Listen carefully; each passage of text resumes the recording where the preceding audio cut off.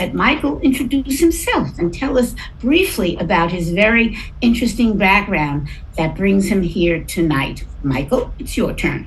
My interesting background, I was had a 35-year career in municipal public health administration and finance, a mayoral agency, and I'm now chair a community advisory board raising money for the medically underserved at Bellevue Hospital, which is a municipal hospital. I'm a docent at the museum at Eldridge Street, which is a 138-year-old synagogue, and I've been there. and an 18-year. You're good. We'll come again, and we'll do Me this all too. together. Yeah, so it's a very cool place, and I don't want to go down rabbit holes. So anyway, Judy, do I have your permission to start this presentation? You certainly do, sir. Okay, good. I always ask for approval. So the topic of today's talk is Israel's roadmap to peace post-Gaza war. So basically, I want to thank Judy Pesa and Judy Lee for the invitation. I want to thank Jerry for all his help and the rest of the stakeholders. I think it's really great being here, and the fact that we have a tentative Gaza peace, and now we have the Trump 20-point plan and all the rest. So it's going to be an interesting time, and we're just hoping for things for calm and peace and at least a roadmap to peace. So what does this talk about? Well, we're going to touch upon Jewish history, the relationship between the diaspora and Jews in Israel, 10/7 in the Gaza war, what peace will look like over time, and what's the ultimate goal for a generational and regional peace, 20 to 25 years. Now, the thing about it is, a year ago, I created a film with the help of my computer guru, Miss Sean Morrison, who's sitting in tonight. So basically, it's called a post-disaster assessment. And so the thing about it is, if you hypothetically speaking, we're going to go on with the presentation, but hypothetically speaking, here is, if you can't see it, here is my email address, mjsmook 1818 at gmail.com, mjsmook1818 at gmail.com. If you want, I'll send you a copy. And my cell number is 347-809-0035. So basically, anyway, if you'd like to see the film, I've actually seen it a number of times, and I think it's educational and entertaining, and with the imported music, it adds a nice feel to it, and it's a film, and I couldn't have done this by myself. Miss Sean, who's in on this broadcast, is helped me with it.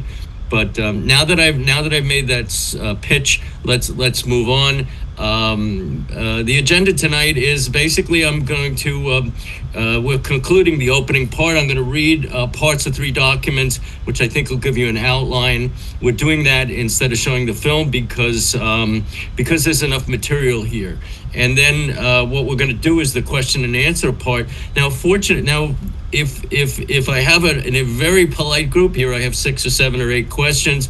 We could talk about the roadmap to peace. But then again, I think the thing is that what it really rings true with me is that we're not only here for spiritual reasons and fundraising and social and all the rest, but we're a support group here. And I think the thing is, when I go to synagogue, I think the thing that we could feel when the rabbi gives his sermons, he touches upon it rather diplomatically, and he touches upon a lot of the same things. I'm really in sync with a lot of the way the rabbi thinks. But basically, I think that everybody here has a level of expertise in Judaica, including what's happening in the Middle East. So when we get to that point, the question and answer part, comments, questions, thoughts, feelings are appreciated. And if I only touch upon briefly about my roadmap ideas, because that's what we call policy wonky stuff, we could always do another talk another time. But I think there's just a lot of bottled up feelings that are around here, and I think we all need to talk about what with comments, questions, thoughts, feelings. So with that said, and then I'll have some concluding thoughts. So with that said, I'm going to read the first of 3 documents, and then I'm going to tell you what the documents are about. The first document is my film post-disaster assessment that was completed a year ago. Just some part of that document that I wrote, and we're only reading part of it because I decided not to show this film. you could have it all very soon if you don't have it already. And my opening remarks, this talk covers what happened to trigger the Gaza war in 10/7/23, which was a terrible day.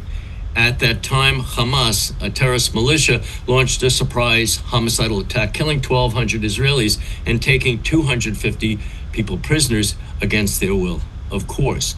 1,200 Israelis murdered, that's equal to about 40,000 U.S.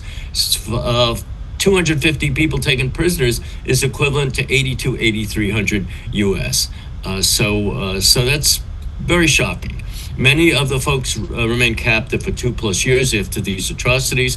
On October 13th, the remaining 20 hostages were released by Hamas through the International Red Cross. The bodies of deceased while Israeli prisoners who died while captive, that's still an ongoing issue, returning the bodies, their remains. Now, in exchange, as negotiated previously, Israel released 250 Palestinian prisoners currently serving life sentences and an additional 1,700 potential enemy combatants jailed during this 2-year conflict. So this war has ended. Now that the more difficult task requires the development and creation of a generational and regional peace that will last. The purpose of this conversation as a discussion, and the discussion afterwards, the question and answer part, is to talk about what are our options. Suffice to say, where do we go from here? In summary, in the words of Sir Winston Churchill, no good crisis should go to waste. So this is a unique opportunity. It feels terrible, but this is a real opportunity. We could have all sorts of buy-in with the United States' help, with Arab nations like Saudi Arabia, Jordan, Egypt, United Arab Emirates, and Qatar. So these are the things that, but we're going to get into that a little bit later. So anyway, that's my introduction for now. So basically, what I'm going to do is I'm going to read to my Facebook blog. Basically, I have ongoing conversations with a group in Israel. It's not government in Israel. It's a nonprofit organization. They're called the Aliyah Return Center. They're based in Galilee, Israel. My contact there is the executive director there in northern Israel is Chaim Mailspin, who is CEO of this organization. I'm going to read the letter that I wrote. This is May 1st, 2023, is we had a conversation. The title of my Facebook blog and the letter that went to Chaim, I'll read from you. It's Celebrating Israel's 75th birthday with a friend on a recent podcast. So here goes. I tell my Facebook friends I had a 1-hour Zoom podcast chat with my landsman, Mr. Chaim Mailspin, who is the CEO of an organization in Galilee, Israel called the Aliyah Return Center. Chaim was in a festive mood as well as reflective frame of mind. He wanted to talk to me about why Israel is such a miracle to world Jewry, to nearly all Israelis and to many Gentiles. At the same time, he asked me to try to explain why is anti-Semitism and anti-Zionism so prevalent? Why do some people hate us at home and abroad, and how do we get to a better place? In the beginning of our chat, Chaim asked me to give this talk a name. I responded that the name and subject matter was Jewish exceptionalism, anti-Semitism, and Tikkun Olam, healing the world. I told Chaim that the Third Jewish-Roman War with the failed Bar Kokhba revolt in 135 AD and the creation of the State of Israel on May 14, 1948 were important dates in our shared religious faith's history. When the Jewish people were in the diaspora and without a homeland, they survived before, during, and after these consequential events for 1,800 years. The Jewish people persevered through expulsions, inquisitions, slander, blood libels, quotas, slavery, pogroms, anti-Semitism, anti-Zionism, and the Holocaust. We brought our holy books with us, Torah and Talmud, into the diaspora, and collectively we retained fidelity to our values daily. With the great temple destroyed and no anticipatory opportunity to rebuild it, we created our own houses of worship, often far from our homeland. The holy books were the glue which held the Jewish people together. It created a covenant or contract with a powerful yet invisible God who provided us with a framework to live moral and ethical lives. And at the same time, we used our job skills to survive, to feed our families, raise a roof over our heads, put clothes in our backs, preserve food in our refrigerators, and save money for the inevitable rainy day. I told Chaim that, in my opinion, the historian who focused on Jewish survival, which resonates the most inside me, was Max Demont in the books Jews, God, and History. It was written in the early 60s, and his follow-up effort 10 years later, The Indestructible Jews. I added that looking back until the present day, the most powerful example, the most helpful example is the dynamic between the diaspora and Israeli Jews as a relationship which should not be underestimated. It is a powerful bond which leads the Jewish people's resiliency and longevity. I told him, Chaim, that for me, I thought the words Tikkun Olam embraced the goal of a messianic age of peace and understanding whereby Jews and Gentiles can work together to create a kinder, gentler world. I told him that I believe the Abraham Accords could lead to an eventual creation of a Middle East economic trade union. Future economic prosperity from this regional agreement could vault this part of the world back into greater prosperity and an intellectual exchange of ideas that we saw many centuries ago during the Islamic Golden Age. Included in this integration would be a pooling of resources in the establishment of a Middle East bank. Such an entity would equal in size and gravitas to the World Bank, which is American-run, and the International Monetary Funds, which is run by the European Union. I envisioned that funds contributed from this entity would be used to facilitate the building of green infrastructure projects to assist Muslims, Christians, Jews, and other people in this region worldwide. I am including in my thinking Palestinian Arabs who I hope will wish to build a homeland or a nation which will live side by side in peace with its neighbors. At the same time, I cautioned my friend to be patient and realistic. After all, the Jewish people, totaling perhaps 16 million members, only constitute 0.2% of the world's 8 billion inhabitants. I suggested that it may take a while for these good ideas to settle in. And I concluded by saying, thank you for reading my letter and considering my thinking. I do not possess a monopoly of knowledge nor wisdom. So if you wish to respond to this posting, I am eager to know your thoughts. Shalom Aleichem, peace be upon you, Michael Smoot. And that's my letter from 2.5 years ago, celebrating Israel's 75th birthday with a friend in a recent podcast. We talk about Jewish history, and I also talk about building on the Abraham Accords, which is still relevant today in this roadmap to peace.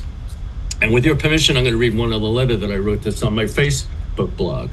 And this is, I wrote this 2 days after 10/7, and it's to Facebook friends, and it's also to my friend Chaim.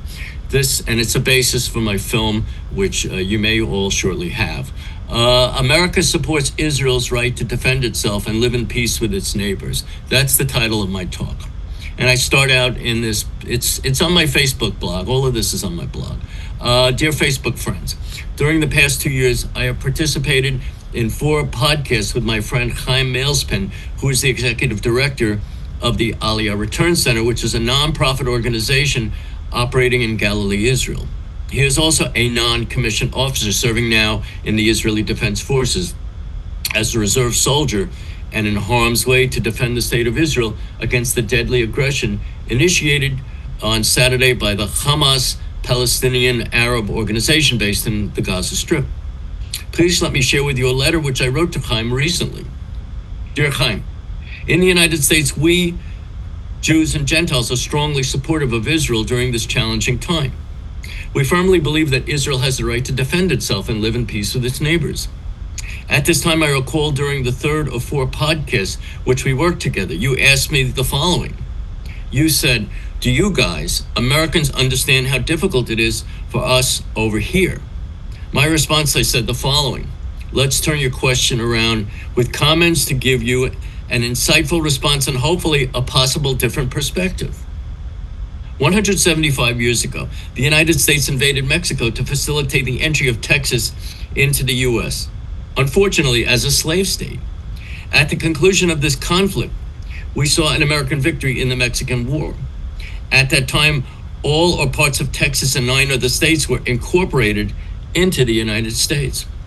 I added in my concluding thoughts to your question, stating that The government and the people of Mexico have long abandoned hopes of asking the U.S. to return their homelands back to Mexico. The U.S. is a big nation, and Israel is a small country. Getting back to more recent history and examining the present day, please note that Israel's great victory over Egypt, Syria, Jordan during the Six-Day War in 1967.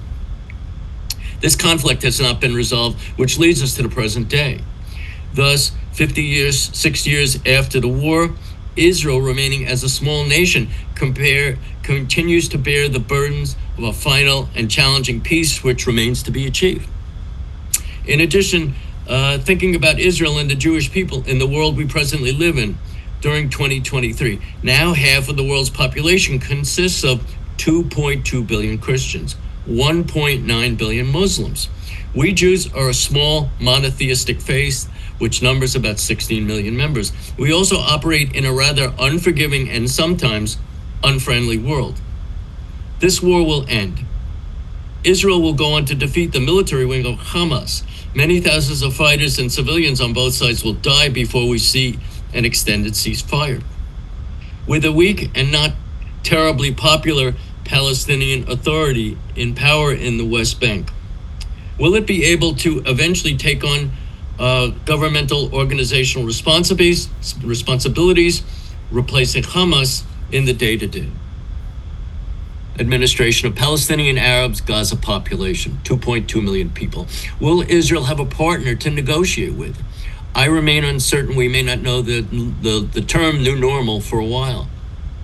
To gain a historical perspective from an event I attended in my lifetime, I recall attending and listening to a speech and interview where I saw Abba Eban speak in 1978 to a packed audience at Hofstra University in Hempstead, Nassau County, Long Island, New York. What the Israeli ambassador said was atypically blunt as a diplomat. It was also largely and historically correct, in my opinion. Mr. Eban said, the Palestinians have never missed an opportunity to miss an opportunity.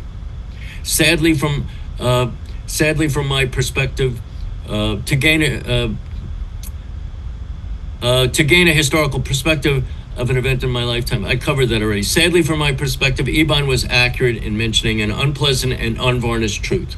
My observation was that the audience and I responded at this comment with a painful laugh.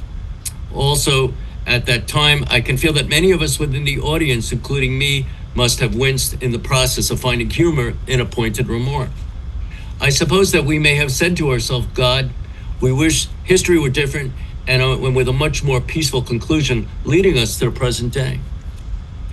In 2021, my PowerPoint slideshow with visuals and voiceovers, the Dead Sea Scrolls, Are They Relevant Today?, was presented to the Aliyah Return Center and to you. At that time, I mentioned the British government Balfour Declaration of 1917 supercharged the worldwide Zionist movement to create a Jewish homeland after many Jewish people were away from Israel and residing in other countries, frequently as oppressed minorities in the diaspora, for 1800 years. Within the same time, it has a synergistic effect, emerging Arab and Palestinian nationalism, except for the Oslo Accords in the 1990s. Collectively and unfortunately, we have not successfully built on this progress with this achievement between Israel and its immediate neighbors to achieve generational and regional peace. We have taken, in my opinion, a step backwards. However, the good news is that crises can bring opportunities, and I can envision signs of realistic progress in the future. It may be a few years before America, Saudi Arabia, Israel, and other regional stakeholders can constitute a grand normalization process for the Middle East. And at the same time, politically within Israel, a brief mention about the whole divisive judicial reform controversy. I hope that this disruptive matter will either be discarded or at minimum, Israeli leaders will find a compromise between the differing sides. The inability to seek stability on these issues weakens the body politic of the Israeli people and may have led to the failure of Israel to effectively respond to the recent Hamas surprise military incursion. May I interject a bit about American history? An important founding father, Benjamin Franklin, once said during the American Revolution, while Washington's army fought against the forces of the British Empire. Franklin said, "We either hang together or surely we will hang separately." So it is that wisdom which I hope for the state of Israel, its people, world Jewry, and our Gentile supporters will embrace. Truly, there is a strong existential need for us to support each other during this war and the struggle to create a long-lasting peace. Israel is, of course, at war. However, I remain mindful thinking about an applicable Lincolnist quote asking us to channel the better angels of our nature. In this regard, and to help me remain in the correct frame of mind, I frequently find myself thinking a lot about the prophet Isaiah's famous quote each day about a time in the future where the lamb and the lion lie down together in peace. This sage advice is a metaphor for a future for a greater and more peaceful world. Thus, I will leave you with the following goodbye. Shalom Aleichem, peace be upon you, Michael Smook. And that's my letter to my friend Chaim in Israel. I want to make a couple of comments, then we'll open up to everyone here. If you raise your hand, I'll select you, and/or we're used to speaking up anyways. That's okay too. What else do I want to talk about? Hold on for just a second. So basically, I without getting to any, just the spoiler alert is, I really think everybody's wondering, is the state of Israel going to be okay? And let me just give you one assurance here. I think that Benjamin Netanyahu, I think he needs to persuade his partners, Smotrich and Ben Gvir. I think he needs to realize they need a national unity government, and I'm hoping the leaders of the other parties that represent the other 56 seats, Gans, Bennett, and Lapierre, those are the people, those are the centrists he needs to reach out. I really think that if Israel, this is really the what we talk about at the end, but I want to assure you now before we open this up. I think the thing is that we're worried about the state of Israel, and I think that as long as the state of Israel, there's unity, there's a national unity government. We've done that before in previous wars. I think there needs to be one now, and that's what I'm hopeful for the future. And I'm saying this without taking a specific political position. And now that I'd like to open this up, would somebody raise a hand? And if you have a question or a comment, thoughts, feelings, I'm eager to know what's on your mind. Yes, please. Yes, Sherry, please. Well, first of all, there's a lot of problems with Netanyahu. He's going to go to trial for war crimes at this point. I mean, I really think that that's going to happen. I don't think he's going to be able to stay president because of some of the things that he did that were over the top abusive. I remember saying to my husband, I was like, oh, when we return the Palestinian prisoners, the prisoners in Israel probably were doing better than the people who are living in Gaza. And then I found out, no, they weren't. The Israelis did bad things to the Palestinian prisoners. I was very sad to hear about that. They were abusive to them. They were starving them.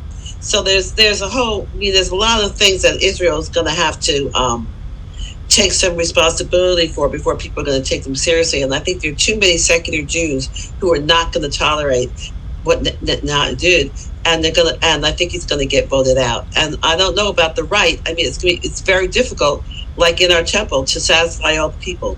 There are people who want this, and there are people who want this, and they don't combine well. So that also is going to make it extremely, extremely difficult. So I don't see that he's going to be the person that's going to unify the government. Yeah. As far as that goes. Second of all, the amount of money that's going to be involved is just something that no one country could afford. Now, I don't know the other countries are really serious about putting the money into rebuilding Gaza. I think they're talking about billions of dollars and 20, 30 years to rebuild it. But I don't think it should get rebuilt the way it was, where it was just one gigantic city on cement. That's not the way to live. Israel has farms. They need to be able to grow their own food. So this would never happen again. There's some, they need to have their own water plants. They were so dependent on other countries. I mean, so it needs to be hopefully built in a different way. But they still haven't gotten rid of Hamas yet. The only good thing I can say about Hamas is that after they pulled out, Hamas started killing the Palestinians. So it proved Israel's point that they were saying Hamas was doing this. People were going, no, no. And then they turned around and showed us that. People are still going, oh, poor Hamas. They killed the Palestinians who fought against them. They killed the civilians. But anyway, No, I don't think. I appreciate that. There's a lot bottled up in there. I can feel it. But I was part of Hashemir Seir for which we were talking about the Arabs and the Jews being friends. When I was 18. So this is not a new concept in any way, shape, or form in the central to left. I guess we were the progressives I would say in Israel. But when you have the ultra right and you have the progressives and you have the centrists, until Israel can get its life together, we're not going to be able to solve the Gaza problem. Okay, yeah, I have some things I could talk about, but I have a feeling there are other people that want to talk. Anybody wish to comment on Sherry and or anything, if you have any specific questions for me, and or you could just talk about feelings, so that's fine. Otherwise, I could go ahead and talk a little bit. So, anyway, I think the thing is to keep in mind is the Trump 20-point plan. It's just a broad outline, but he's basically talking about a 3 phases with Israeli withdrawal from Gaza. He's talking about they're not going to annex the Israel can't annex the West Bank, and there are other aspects to it, but basically, and that's not going to fly because of the right wing wants the West Bank, and there are people there already, and they're pushing really hard for it. And I think it's going to be very difficult. I think with that. I think that Netanyahu was able to say no or give a tougher time to Biden, but right now he really has nowhere to go. Trump, whatever Trump says, within reason, he's going to have to go along. So I'm suggesting that Trump may have a little more leverage in terms of getting Netanyahu, but then again, Trump needs to have a team on place himself. He's a businessman. He's very good at cutting deals. He likes to deal in dollars and cents. But in terms of a wide variety of issues, you talk about security. How does an Arab or Muslim force from Azerbaijan and Indonesia come in there, rebuilding the place? The Saudis have deep pockets. And then there are other aspects of it. I think that the Abba Eban quote about the Palestinians never miss an opportunity to miss an opportunity. What in my film, what I suggest is that the Palestinians will, in other words, you can have technocrats running Gaza, and then there's a reform of the Palestinian Authority, who may eventually take over for both. Are they ready to take on statehood? They need what I call a preceptor. They in the past they've consistently, the Palestinians have made bad choices, and I really think what they need to do is, I really think that Jordan and maybe the Arab Emirates, senior Arab nation states that have experience in running a country, the Palestinians for a time may need preceptors. They may need some help to make some wise decisions, and really so basically I really think there needs to be a lot of conversations. I think that the Winston Churchill, another Churchill quote, if you fail to plan, you plan to fail. So you need ongoing efforts, and it's not going to happen a quick deal. I think President Trump was very happy about the 20 hostages that got back. That was a quick deal, but I think that in terms of the rebuilding and jobs and over there and government and security and all the other things. But I think the thing is, I think we need to keep in mind is what happened on October 6th before the attack. What happened is the Saudis are ready to cut a deal with the Israelis. The Saudis, they saw the Abraham Accords, but they have, in their own way, they have illegitimate governments because they've ruled by force. They're not elected. The MBS, the de facto ruler of Saudi Arabia, is not elected to do anything. He's just there by force of arms and his intelligence service. So they're nervous too. They're nervous of what the Arab Street is doing here. So, these are the things that were already in place, and Hamas just wants to be a disruptor, and it's a rather nihilistic situation. And as far as what happened to Israel, it's a terrible, terrible thing. As far as the Hamas militias and their junior partner, Islamic Jihad, what did they do? They murdered people in Israel. Okay, but what did they do with the population? They didn't hide them in the tunnels. They didn't hide food in the tunnels. They didn't hire medical supplies in the tunnels. Thomas Friedman Friedman did a podcast, and he was asked what is when Hamas leaders are asked, why didn't you do that? Their response is, this is Friedman. He says that's the UN's job. So basically, it's a very tribal thing. There are only 16 million Jews in the world. So basically, the counter narrative is coming for people who don't want to do the reading and look at it. They'll say, look what the Israelis are doing. They're killing all these people.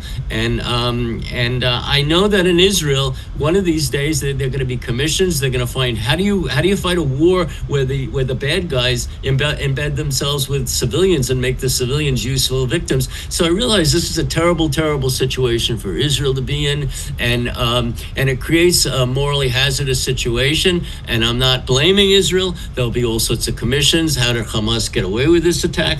How do we fight a war when Hamas fights a dirty war like that? And I know it's a terrible thing, and if the Israelis could figure out a way if they have to fight a war again, they'll find a way to fight it more surgically if that's possible.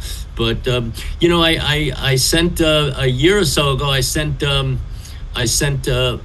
copy of my film to a number of temple members, and I think the rabbi might have gotten it. And at the end of one of his sermons, he used a quote I used in my film. The thing about war, Robert E. said that war should be terrible lest we grow fond of it. So that's the sort of things we need to understand. It's a terrible, terrible thing. I don't necessarily trust the Palestinian Health Agency that they have quotas of statistics about mortality, but then again, I think the thing is that the big picture is, I want to get back to the big picture is, if we could somehow get this peace on track, and maybe the Palestinians have preceptors with the United Arab Emirates and who are wealthy, and Bahrain and all the rest, Saudi Arabia. I think that some of the things I'm talking about in the future is, I think that the Gaza, you can't afford not to rebuild Gaza, and the fact is that you need to have security in place and all the rest. And I think that a free trade agreement in the Middle East would be helpful. I think a Bank of the Middle East would be helpful to build green infrastructure projects. The Saudis know they need to get away from fossil fuels and buying Gulf networks and Al Jazeera and all that. So the Saudis they need to diversify. And they need to get into IT and all the rest. And what they do with women over there in terms of liberation for women and giving them more roles in their society, that's between them and their Muslim religion and culture. And that's for them to figure out. But I really think... At the same time, they're not choosing to do it now. And they didn't choose to do it during the war. When Israel said, go to Saudi Arabia, get out of here, Saudi Arabia didn't let them in. Yeah. They did not. They said, we don't want you, because the Hamas is going to be in there, and we don't want to have to deal with you. So none of the other Arab countries have ever been particularly interested in helping the Palestinians. They could have helped them a long time ago. They are not choosing to. And I don't know that they want to now either. Maybe Trump could twist some arms, but I don't know that people are going to jump up and down and say, oh, yes, I want to give you the $1 billion that you need. They haven't even opened up the gates to let the food in yet. So I don't see I think that you're putting a lot of hope on people who don't give a shit about the Palestinians. They really don't. And they're very happy to have them be like this because it makes Israel look bad, and they enjoy that. And I don't think they really want to do it. I'm the expression you read in the paper, somebody being not realistic, is you're a Pollyanna, which means you're incessantly hopeful about things. I'm a hopeful realist, and I'm an idealist, but I'm without illusions. So I think that when you look at the Palestinians, they could have had a state in 47, 48. They could have had a state in 67. It wasn't until the Yom Kippur War that the Palestinians were given responsibility for Israel, and they took it away from King Hussein. So the Arab League and the Arab nations, they have their own. They've ignored the Palestinians, and now they have ambivalence. They're on one hand verbally they're supportive of them, but then again, when you talk about refugees from Gaza coming into Egypt and living in, let's say, Sinai, or coming to Jordan, the Jordanians are fearful of the Palestinian genie. When you look at Jordanian history, Jordan, the Palestinians during the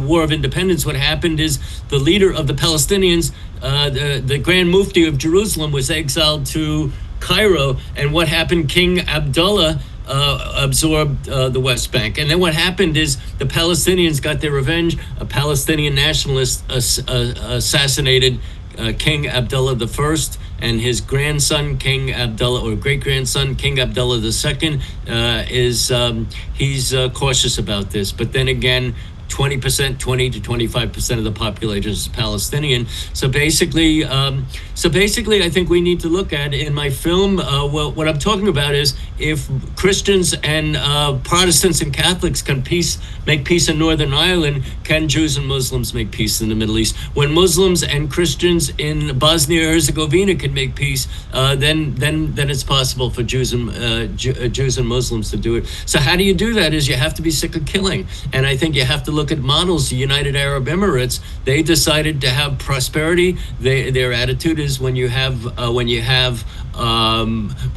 business between Muslims, Christians, and Jews, business is business. Peace and prosperity is great to do. Whereas the Hamas, they took $1 billion from Qatar over many years. They did it to expand on the underground tunnels the Israelis built and left in 2005, and then they created a war machine. And the fact is, Hamas has brought misery, death, and destruction to the Palestinian people. And if you have a lot of these university students, some of them are at Columbia University, they must be, if they do some additional reading, they'll realize having houses and food and jobs and some sort of state is certainly preferable to living in misery and homelessness and being stateless. So I really think the road less traveled was United Arab Emirates, where they're right between Saudi Arabia and Iran, and they're making peace with both of them, and they provide a whole range of business related services, and they're making a lot of money, and they're doing well, and they're part of the Abraham Accords. And how is that the road normally taken is Hamas and their junior partner, Islamic Jihad. Look what they've done to Gaza. It's a basket case. So I really think that when you look at what's happening in Northern Ireland, and after 50 or more years of killing between different Christian groups, and they made peace with each other, I think that I'm hoping that sometimes it takes a catastrophe for people to come to their senses. So I'm not a Pollyanna. I'm a hopeful realist, and I believe that it's going to take a while to put a peace plan together, and they're looking for leadership from the United States. I think Jared Kushner is a good guy with the Abraham Accords. Tony Blair can be a very good guy on the Middle East. So I think President Trump doesn't care so much about detail. He just wants results. But I think that these two fellows, and there are others. He just wants the Nobel Prize. That's all he wants. This? Go ahead. He just wants a Nobel Prize. He's doing it because he wants the Peace Nobel Prize. That's all he wants. It really doesn't matter who gets a prize. That's what he wants. Yeah. I'm not saying it's what I care about. I'm saying that's why he's doing it, because he wants to get that Nobel Prize. But I think once he gets it, he probably done. Going on something else now. Well, I would not trust Trump. I may not agree with you, but I defend your right to say it. I don't trust him as a person who's going to settle this. I think it's going to have to be other people. He's too flighty, and he doesn't stick with anything long enough. And I think it's going to be maybe Jared Kushner. Seems like he's doing a good job, but I don't think it's going to be Trump that's going to resolve this. So we'll see. Yeah. So anyway, there are all sorts of things I could talk about.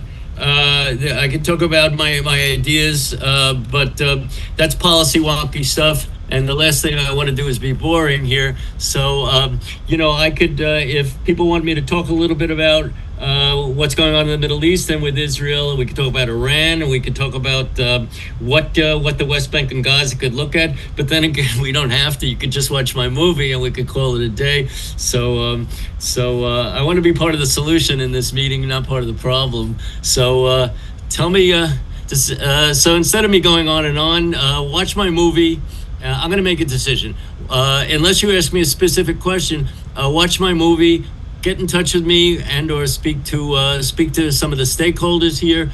I'll send you the movie. I could send you these letters, and we could go on. But if anybody has any comments, questions, thoughts, feelings, we could continue to talk. Otherwise,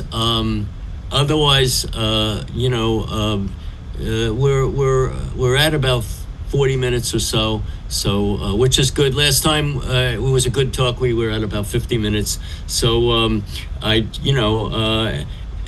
anyway, it's been a good talk. And thank you, Shari, for keeping me on my toes. So, with that said, any more questions? Going once, going twice. We could call it a day. And I'm at synagogue twice a month, and you can talk to me anytime. And I'm willing to give more talks in the future. I don't think I'm going to join the choir.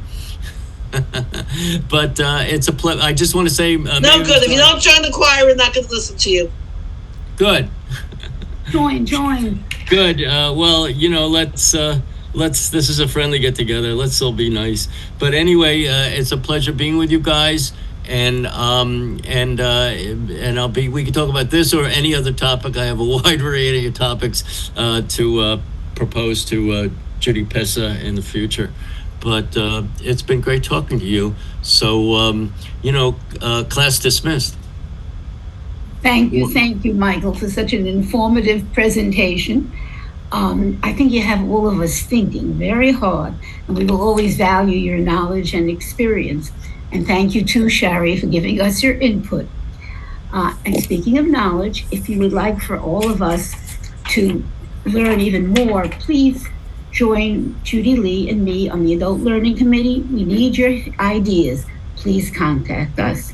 So Michael, thank you so much again. And thank you to all you congregants for coming. Bye-bye. Bye-bye. Thank you. I just want to mention that Michael's phone number and email are in the chat. Okay, good. Thank you, Jerry. Thank you, Michael. Thank you, everyone. Good night. It's a pleasure. Good night. And a privilege. Bye-bye. Good night, Barbara. Hope to see you again.